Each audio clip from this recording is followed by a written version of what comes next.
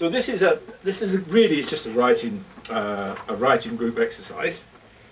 It's called Funicular Failure.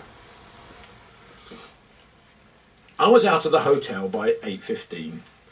My specimen bag over my shoulder, reference books and hammers and scrapers in the haversack.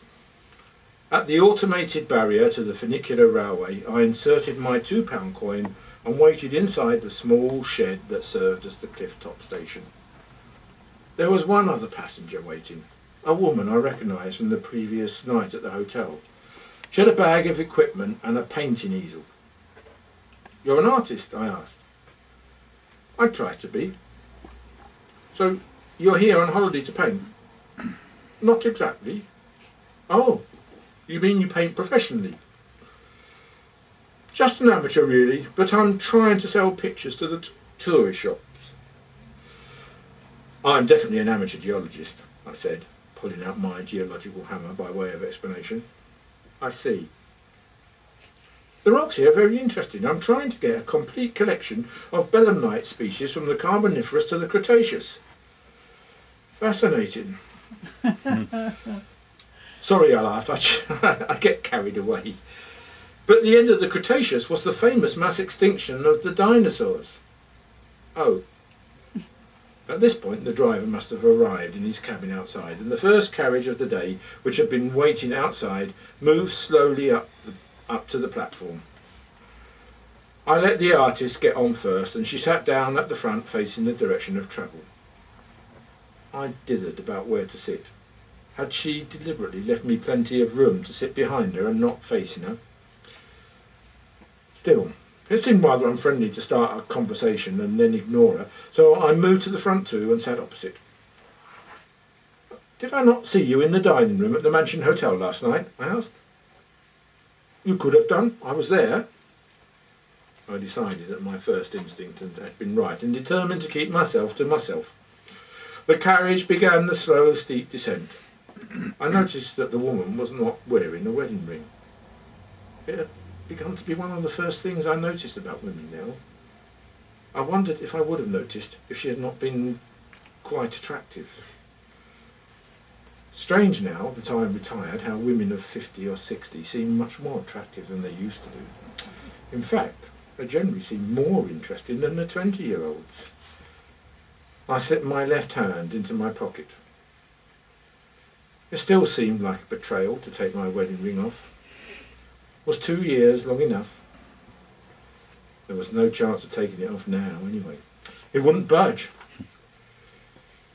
Well, it was a waste of time with this lady. She was clearly not interested in any kind of relationship, even if I ever did get the chance to explain that I'd been widowed 2 years ago. Perhaps she'd already noticed my ring and had me marked down as a serial adulterer and was following Germaine Greer's advice. If you speak to a man, he thinks you are interested in him. If you smile at him, he thinks you're in love with him. And if you touch him, he thinks it's an invitation for sex. She moved further along the seat, away to the window towards the exit. Suddenly there was a shuddering and a screech from beneath the carriage. With several sharp jars, the carriage came to a stop. "What's happening?" she asked in alarm. "I don't know. Perhaps some kid has climbed over the barrier onto the railway. I'll have a look."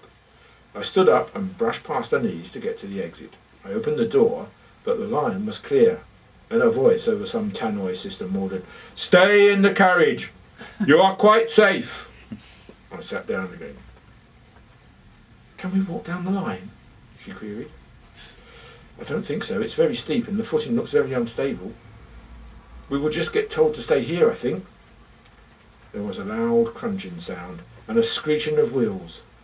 The carriage began to move again. The woman screamed, "We're going to crash! We'll be killed!" She tried to stand, but the rocking motion caused her to fall towards me. Forgetting Germaine Greer's advice, I grabbed her by the shoulders and pulled her back down to the seat. With a judder and more screeching, the carriage came to a halt again. She began to cry quite uncontrollably. I put my arm around her to comfort her. Again the crunching and juddering and screeching movement started. Her sobs became hysterical. "It's all right. We're quite safe here. I used to be an engineer. I think I know what is happening. The safety brake must have come on, and they're having to release it a bit at a time to get us down." "Are you sure?" "Fairly certain. It was an inspired guess, but it turned out to be true. When we got to the bottom, she finally calmed down and muttered, thank you, you were very kind." Calm, all part of the service, I joked. Then she smiled at me and said, "Perhaps we'll meet in the dining room tonight." "I'll look out for you," I promised. And to myself, one way or another, this ring is coming off today.